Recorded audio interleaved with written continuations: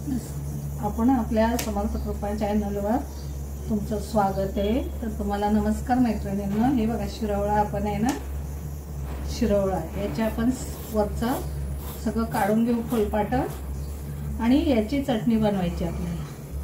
हे काढून हे बघा, हे काढून घेऊन आपण याची चटणी बनवू। म्हणजे हे पण उपयोगाला येते असं हे पूर्ण आपण काढून घेऊया।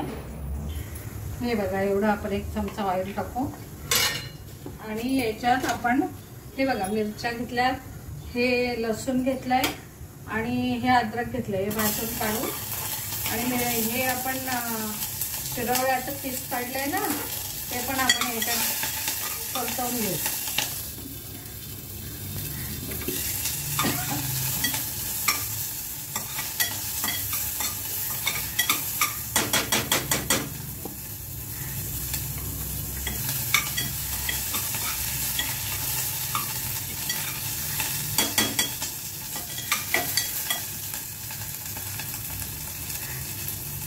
हे आपण शिरवळ्याचं पीस टाकूया।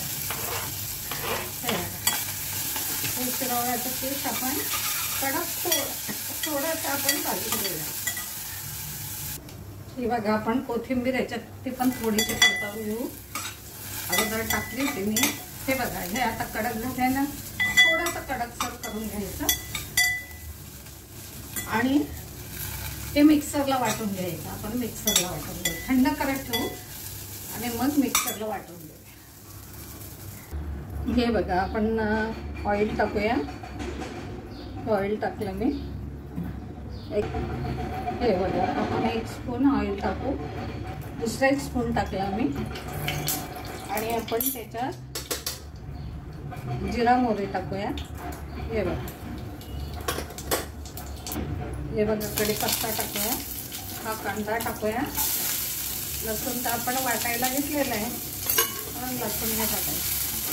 त्याला परतवून घेऊया, ब्राऊन होईल तो परतवायचा आहे आपल्याला। हे थोडासा अजून ऑइल टाकूया, 1 स्पून।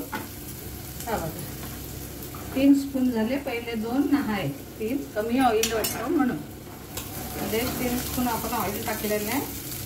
हे बघा, याच्यात आपण हे एवढेसे टोमॅटो घेऊ, कारण चटणी कमी आहे आपली, शिरावळे कमी आहे, म्हणजे शिरावळ्याचा पीस कमी निघाला ना।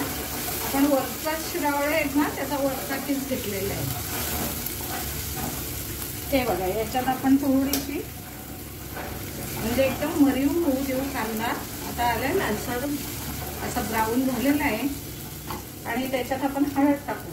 ही बघा एवढीशी हळद आणि थोडासा मिरची घेतलेली किंचित आपण मसाला एक थोडासा टाकू आणि त्याच्यात थोडं आपलं हिंग टाकू। हे बघा, हे आपण थोडंसं आपलं टोमॅटो आहे ना, हे थोडंसं मरी होऊ देऊ, कारण कच्चा टोमॅटो नाही बरा लागत ना, म्हणून थोडं होऊ देऊ। आणि ही आपली चटणी केलेली आहे ना आपली, ही बघा शिरावळ्याच्या वरच्या, आपण शिरावळ्याचं वरचं शेरा काढला ना, त्याची चटणी। ही बघा, ही चटणी खूप चवीला सुंदर लागते। ही बघा, आणि हे आपण अशी परतवून घेऊया। एकदम चविष्ट आणि एकदम भारी चटणी लागते। हे बघा, पूर्ण आपण अशी घालून घेऊया। त्याच्यात चवीनुसार मीठ टाकूया। जास्त नाही लागलं तर आपण नंतर थोडंसं कमी पडलं तर घेऊ शकतो। हे बघा, आणि याच्यावर थोडा वेळ झाकण ठेवूया शिरवळ्यावर। ही बघा, आपली शिरवळ्याची चटणी तयार आहे। आपण याच्यात सर्व करून घेऊया। हे बघा, या भांड्यात आपण सर्व करूया, याच्यात आपण घेऊया काढू।